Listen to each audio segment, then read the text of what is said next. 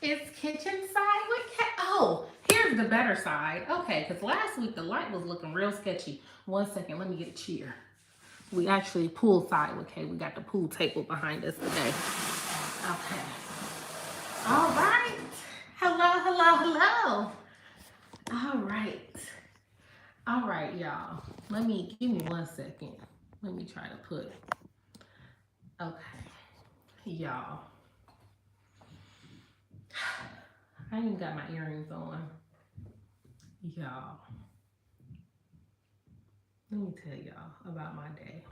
So y'all know last Saturday, I ended up finally getting to Atlanta for the conference. So I just got back today. And when I got back today, I usually do my skate videos on Friday for family and friends. Y'all, I'm like, where's my laptop at? I done searched the whole house. Mind you, I ain't went nowhere in the house. Then searched the whole house looking for my laptop, y'all. Well, my computer bag. No computer bag. I go in the car, like, okay, my bag's in the car, y'all. I left my computer and my computer bag in Atlanta, y'all. My entire life is on it's on my computer and in that computer bag, y'all. I have my like two journals, like my two work journals, because I love to write stuff down before I type it up. Y'all, I got all my like little business stuff that I'm creating right now, like all the copy, the words are written in my actual journal. Y'all. So I'm like, okay, where is my computer bag? So I had a rental when I was in Atlanta. So I'm thinking, okay, well, maybe it's in. I was like, did I leave it in the rental car? But you know how you can like literally like, do you ever close your eyes and like try to remember something? Well, that's what I did. So I'm like closing my eyes. I'm like, okay, I know I had my bag because my mask broke. So I had to go in my book bag because that's where I keep my mask at. Look, I'm still closing my eyes to make sure I got it right. So I'm like, let me open up the bag. I opened up the bag. I grabbed the mask for my suitcase. The mask for my book bag.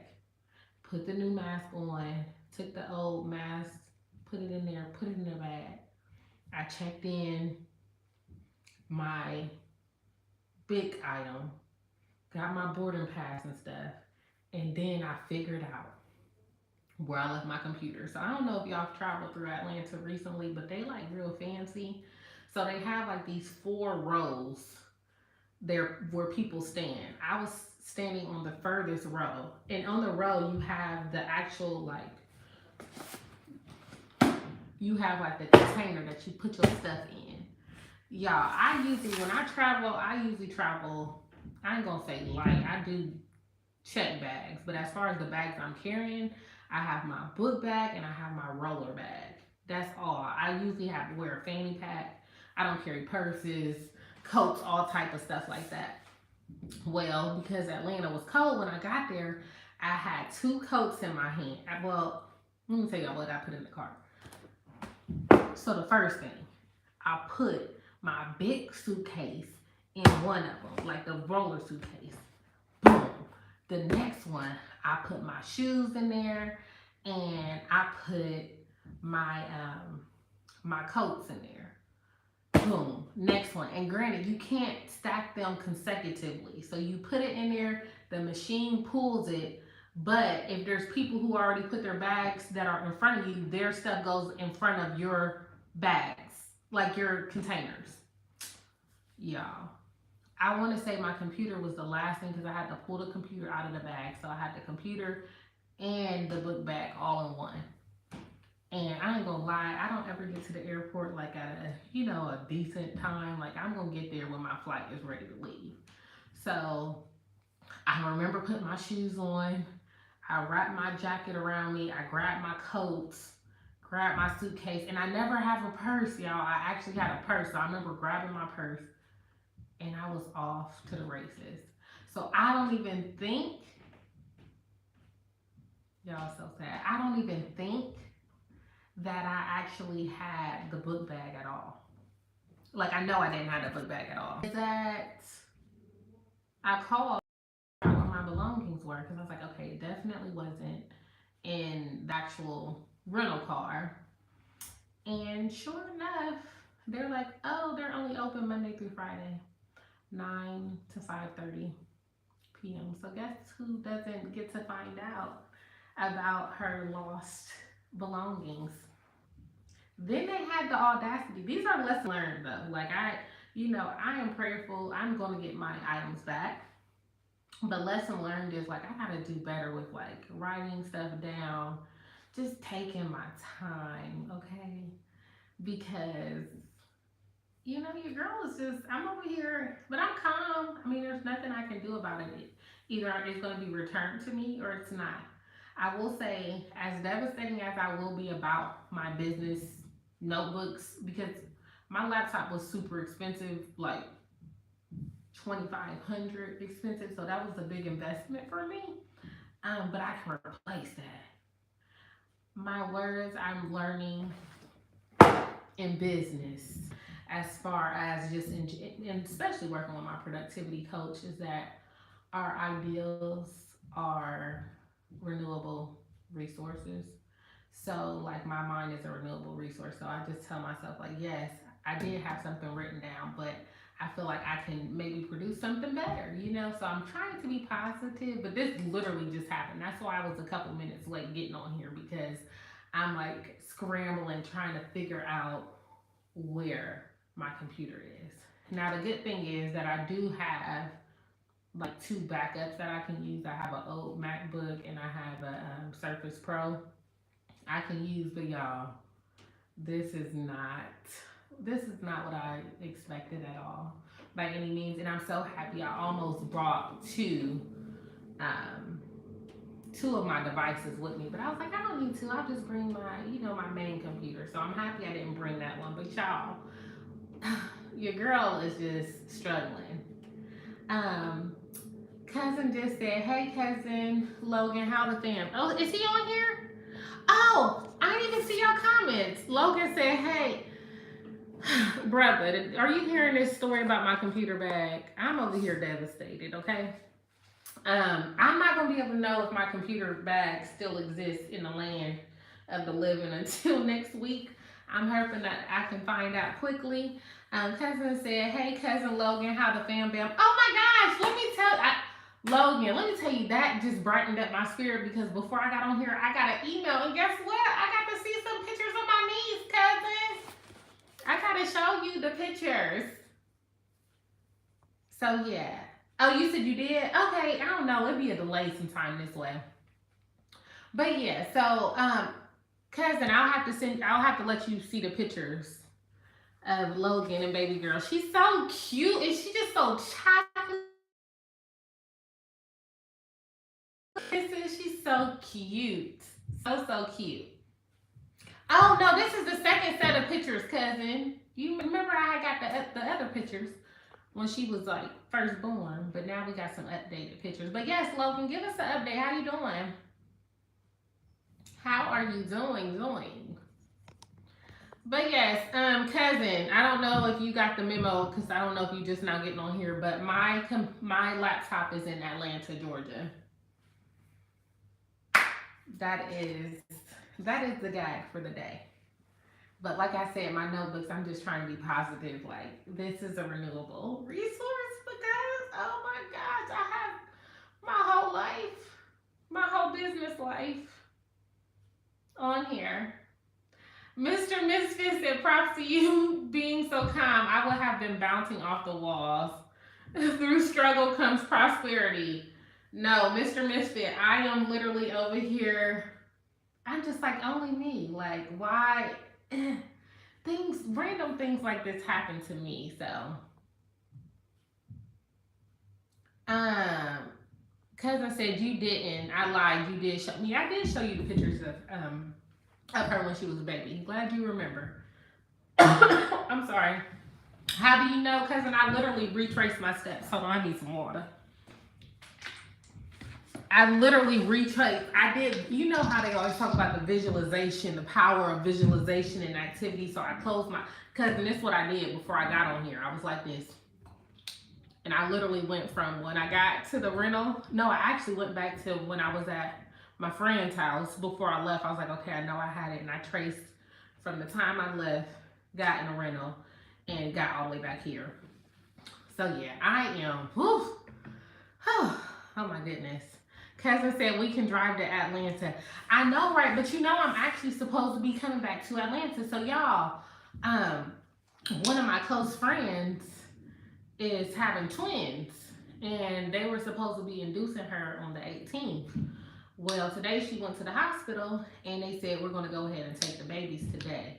And I literally just was leaving her house today, and she was texting me. I was like, girl, do you need me to stay? I knew I should have just stayed. She was like, no, you could just come back in a couple weeks. I'm going to help her with the twins, and I plan on driving down there in a couple weeks. So, yeah, I just might be without my things for a few weeks. But I don't know. I'm assuming that there's a way for them to, like, mail you your stuff, or I don't know how that actually works. Have any of you guys ever lost anything at the airport and had to find it? Let's see. Cousin, yes, the expensive laptop. Yes, the expensive. And it's funny, cousin, Mama says that they're talking about, oh, you can just get you another laptop. I said, ma'am, do you know how much that laptop costs? Baby, that was an investment, okay? Logan said, hey, Mr. Misfit. Logan said, I've been good, kind of stressed with the upcoming state testing. Why are you stressed? And how oh, you talking about for the kids testing? And Mr. Misfit said, hello, Logan. And Mr. Misfit, how are you doing? How is your podcast coming along? Thank you, cousin, for being a writer, because I know I already know, like, we could be on our way to Atlanta tonight. So I appreciate you. Hold on. I literally am reading. Why do I know you so well? I'm just now reading your comment. I'm up there talking about we could be on the road tonight. You up there talking about when I get off work tomorrow or go now, I can work in Atlanta. Oh, why are we like this, cousin? Why are we like this? Or, cousin, you could technically drive down with me. Of course, I'm going to be there for a while, and you could just catch a flight back. So cousin said, so the bag you were looking for on FaceTime is the bag that's in Atlanta. Absolutely, that is the bag. The computer bag. Brianna said we would, cousin said, she said, have to wait for a love offering with my next quarter bonus. Right. Logan said the children, the principal and the school district only care about the scores. Oh, that is awful. That is awful. So hold on. What's the state testing for? Because I'm trying to think. I feel like there was only test here. There's only the state test they care about is like social studies, their math, they have one of those every year. Science is just really biology that they care about. Yeah, biology is actually the only science that's tested here in Ohio. And I want to say ELA, I guess they do test it, but I feel like it's not all years. I don't know. I'm going to have to check and see. Cousin said yin yang in that thing. Yes, ma'am. Or I can stay because I'm remote. I know, right? That is a blessing to replace the laptop. Mr. Misfit said, put the podcast on hold for a while. I have been working on a script with my friend for a show that is hopefully said to come out on his channel sometime next year. Oh, I love it. I love it. How many characters are going to be on the show? And like, what's the premise of the show? Breon said they still feeling worse than before COVID and probably trying to fudge the numbers. Oh, cousin's talking about Logan and his high stakes test. Logan said because it's Texas, it's English 1 and 2, algebra, biology, and U.S. history. Okay, that's kind of similar to what ours is like. Oh, Cousin said she gotta go. Her boo is calling. All right, tell boo I said hello. She's funny, but yeah, it's oh my goodness. So I mean, how prepared do you feel like the kids are? Like, were you able to do like practice tests? And I'm assuming the tests are starting soon. Let me see if you go back and see. Oh, you said upcoming state tests. So when is the state test? When are they actually going to be given? The test is in 6 weeks. Okay. Are you doing like a boot camp? Are you working with like other teachers? Are y'all like segmenting the groups out? Because I know that's something that I've done in the past with other teachers. We did like a boot camp. We had like different rooms for different kids. And I don't know how many teachers though are able to like go over things, and we just did different reviews for a whole day.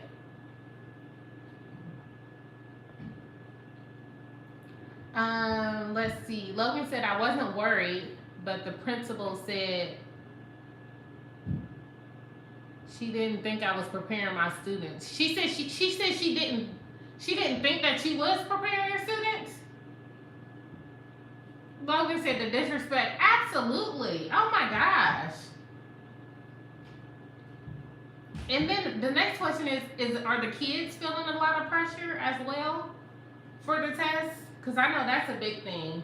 But I know for us, we always had, like when I was in the classroom, I would do like after school tutoring. But you know, this last stint of me being in the classroom, we were prepping, getting kids ready. And I'm so annoyed because I really feel like my kids was about to show out, okay? Like we was about to be some top scorers. They was going to show out, and then COVID happened. So we didn't even test that year.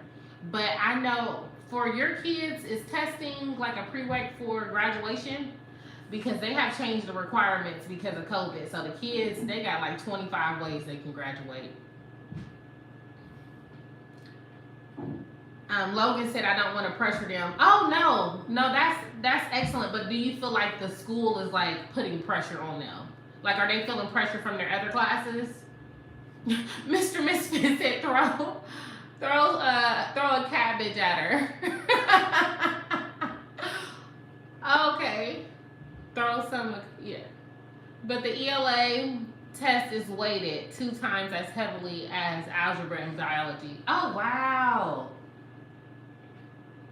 So these are algebra. These are freshmen. Yeah, I'm assuming they're freshmen.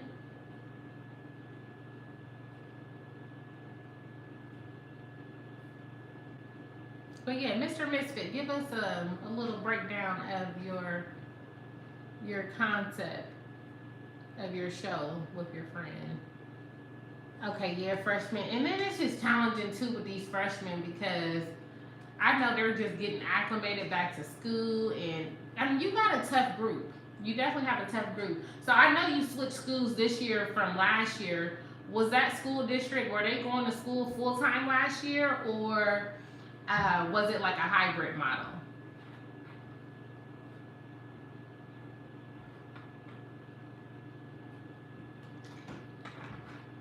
Oh, a random side note, y'all, too. I got 8% battery, so I'm gonna talk on here till I got 1%. Just to let y'all know. And of course, guess where my charger was? Inside of my actual bag. So yeah, I'm gonna have to go find me a charger.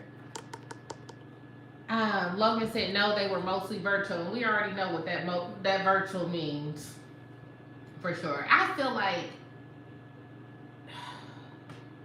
these last couple years with the pandemic is definitely impacting our kids, especially our inner city kids specifically, because I feel like a lot of the suburban kids, they were in school. Like my niece, she goes to like a suburban school. Last year, she didn't have like even a hybrid schedule. Her schedule last year, they were in school 100% of the time. Now, the school district that I taught in, the first half of the school year was completely virtual. Then the second half of the school year was a hybrid model. Like our kids, they're already behind, but they are just falling like further behind in the district right now. and it's really sad. Mr. Misfit, okay, he's telling us about his show. So the show is called Rent, and it is about two young adults who are insanely lazy.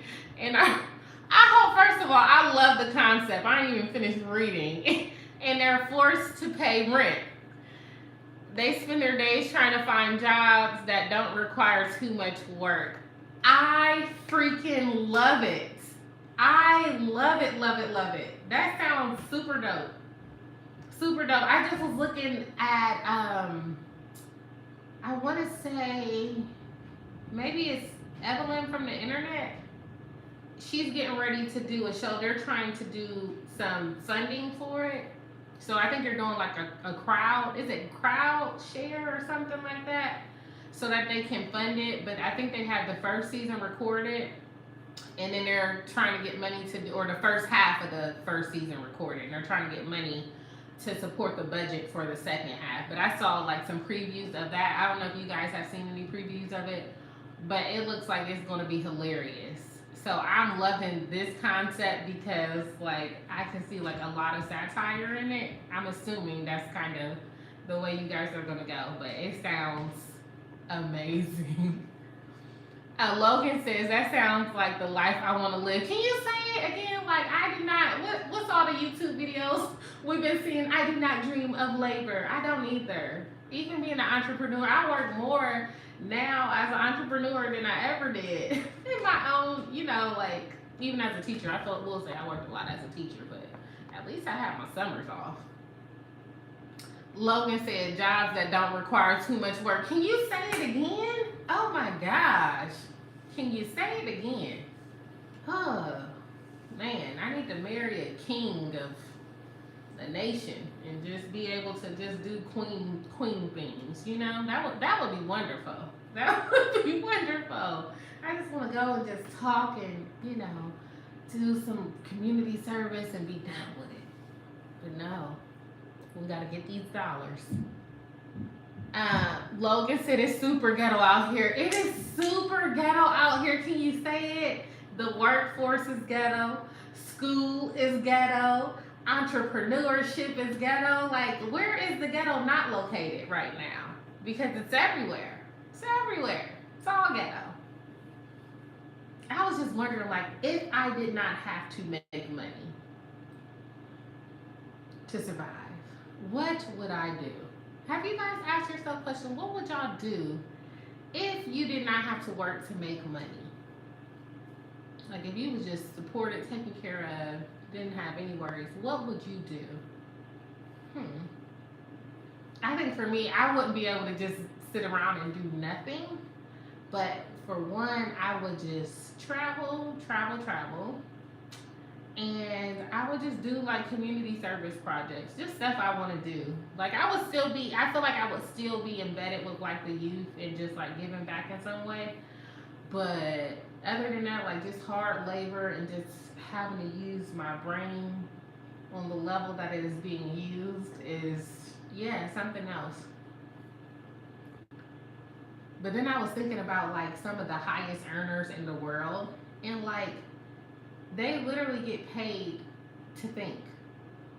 And that's the level that I want to get on. Like, I don't want to be the executor. I just want to be a thought leader that gets paid to think and to, you know what I mean? And then somebody else can conceptualize like how to actually execute my vision. That would be the ideal life. Let's see. Logan said work to get into med school, and whoo, yes, absolutely, and just to work some more to become a doctor. Mr. Misfit said I would have to work still. I can't not be working. Yes, but when I say work though, like you basically saying you have to be busy. But what would not having to like clock in and work in a traditional way look like for you? Because like I said, I wouldn't be able to just sit around, but I could definitely be doing some wonderful things and enjoying myself along the way. Mr. Misfit said the days I work 16 hours and it feels so good when I clock out. So good that I can't feel my legs. Oh my God. 16-hour shifts. Oh my goodness, you are working hard, Mr. Misfit. Like, oh my gosh. Logan said because that'll be working towards my purpose. Hey, now that's real. That is definitely real. We definitely got to make some sacrifices. I know this is a season of the sacrificing for me, for sure. As like I said, I'm in this journey to entrepreneurship. So I went to, y'all know I was just in Atlanta. So I was at this dope conference called it was called Impact Weekend, but it was by Maya Elias, and she is over her business motto is called Built to Impact. And so it was catered to African American faith based entrepreneurs. And it was an amazing conference. Now, I did miss the first day, and I missed the first session of the next 2 days, so I'm definitely going back next year. But it was just so powerful to see so many women who look like me, who are out here killing it, regardless. Like, there were new entrepreneurs like myself. Then there were like veteran entrepreneurs. I mean, from the folks who ain't started making money in their business to the 7-figure earners. And it was just really great to see. And like for me, I don't attach, like I'm not working for like monetary gain. I am working towards like increasing my own like impact and influence, because the reality is the more money that I have, the more that I can sow. And that's what I'm really looking forward to in my business, is to be able to fund the things that I really love and care about, and to create programming for any inner city youth. I ultimately want to be able to create curriculum for inner city youth when it comes to entrepreneurship and the branding aspect, because what I realize is that especially a lot of minority, specifically African American businesses, they're coming, like it's a bunch of new businesses popping up, but there's a lot of businesses that are failing. And I feel like we're failing because we don't, like we have these business concepts, but we don't have a strong foundation, and we're not, training our staff well. We're not always doing things in excellence, and that's no like shame to the business owners, but it's just a lot of us haven't had the education. And not saying you have to have formal education, but just a lot of us have not had the basics. And I feel like that brand strategy, really strategizing the foundation of businesses and making sure that their messaging is on point, and making sure that they're talking to their ideal clients and customers, and more importantly, that they're giving an amazing experience for their clients and customers, is what's going to help more businesses with their sustainability and just survival rate overall. So yes, the conference I went to, it was amazing. I met some people that I hope to be in contact with forever, and it was just a really great networking event, and it was just really good because it really dealt with a lot of mindset. And I didn't realize, like, so many people at the conference was like, I felt like I didn't deserve to be in a room. And I was like, wow, I didn't personally feel that way. I felt like, hey, y'all, you know what I mean? But just to see these women who like exude this external confidence, but then inside they're like, I don't even feel like I deserve to be here. Like, I was like, oh my gosh, like, let me give you a hug, sis. But it was really good. It was crazy because I actually was, I got there late, so I felt like everybody was kind of, hold on. I feel like a lot of people were already kind of clicked up in their groups from like the first day and stuff like that. So I was just like, I'll have to find my way. I saw a girl, she was sitting by herself. And so I went over there to her because I was just kind of watching when we went on break. I see she didn't nobody came over to her. She didn't go to anybody. So I went over there and I'm like, hey, hello, how's it go? Like, I'm Kara. And she was like, hey, and she actually said she was enjoying the conference so far, but she said I was the first person to come and say hello to her. And that made me so sad because I just think about like me, y'all know I do my little Enneagram. I love the little Enneagram, but my Enneagram number is number 8. And number 8 is like the challenger and like the advocate. And I feel that showing up in like all aspects of my life because like I don't like people feeling like I don't like the bullies. You know what I mean? I don't like to see people mistreated or for people to feel like they're alone or like they're the only ones, which is kind of why I started this channel too, because I'm like, look, I know I ain't the only person that then got dismissed from med school, but I know I ain't have no channels to go look at, you know what I mean, when I was going through my experience. So it was just good to be able to chat with her, and she was just saying, like, usually, you know, she hasn't always had the best experiences with women, especially when it comes like the big groups. She feels like a lot of them may just be intimidated by her, by like her parents, very pretty girl, her appearance and things like that. And I was like, girl, like she almost did not come back to the conference that day because she was just feeling like I don't deserve to be here. Like, you know, these people are above my league. And I was like, baby girl, you deserve to be here. We both deserve to be here. I'm new in the game as well. And I felt like I deserved a seat at the table just like the 7-figure earners. Like, I didn't feel like they were above me or, you know, that they were more validated than I was. Okay. And I just realized like a lot of people have issues with like just their identity, especially when it comes to like finances and how much they make and things like, you know, people try to attach those external things to their identity, and I'm like, that stuff is fleeting, that can come and go. But yeah, so I ended up linking up with her, and then I got her linked up with some other girls, and you know, it was a good vibe. It was a good vibe. I feel like I met the people that I needed to meet, and hopefully when I go back next year I can meet some more people. Let's see. Logan said, what kind of small business could I start? So, Logan, if we look at like some of your skill sets, I think that something that is very big right now is copywriting. I don't know if you would be interested in it, but when I tell you there's so much money in copywriting, specifically for web for content copywriting. So that goes emails, website pages, captions for social media, landing pages for people who have like products and services that trying to push out. That is a very big room. And I will say it is very much driven by women.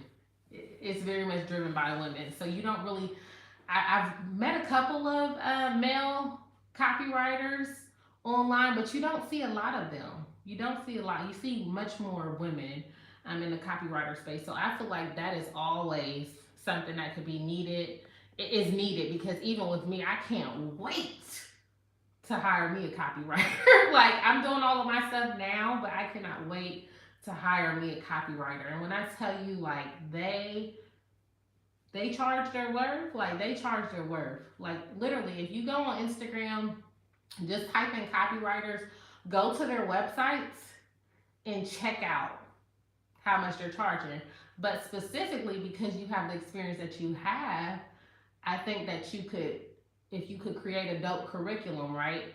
You could actually teach aspiring copywriters how to copyright. So if you create a dope framework, you can take that framework and you can teach that to other aspiring like solopreneurs. So I think that copywriting is an amazing space, and I think that you definitely have like the credentials to do it and to do it well. And like I said, it's so much money. If you position yourself well, which is what I do as a brand strategist, I help to position other solopreneurs who are looking to get into spaces and to figure out how do I connect with my ideal audience? How do I, you know, leave this impression in their minds? You leave an impression, you start getting on some different podcasts, different platforms, you know, creating dope content yourself, you'll be able to reel people in. Mr. Misfit said, have a good day, everyone. Catch you on the next one. Thank you so much for stopping by. I appreciate it. Let's see, I'm at 2% myself. So, look, I'm about to have to turn it into, I said I'll rock out with y'all till it goes dead. And till we get to 1%. We are at 2% now. But, hold on. Logan said, going to look into that. No, for sure. And even Logan, I don't know how you are with resumes. Like that is a big trending thing right now. A lot of people, especially the millennials, and then now we have the generation. Are they X or Z? I don't know. We have the generation after us, millennials, who are upcoming, and they are really trying to perfect their resume so that they can get the positions that they desire. So even being able to position yourself like, hey, you talking to their pain points, like, hey, I know you're tired of being at your job and you want a new, you're looking for to have the dream of your drive. I mean the the job of your dreams, like, but your resume is not, it's not hitting the way that it needs to hit. You know what I mean? And you can speak to that pain point of people being fed up with their jobs and people wanting new opportunities but not knowing how to position themselves. Resume writing is a very big thing right now, and just career direction. And I actually, one of my old students, she's looking to transition to a new position, and she has a lot of different experiences, but she doesn't know how to sum up those experiences in like a savvy way.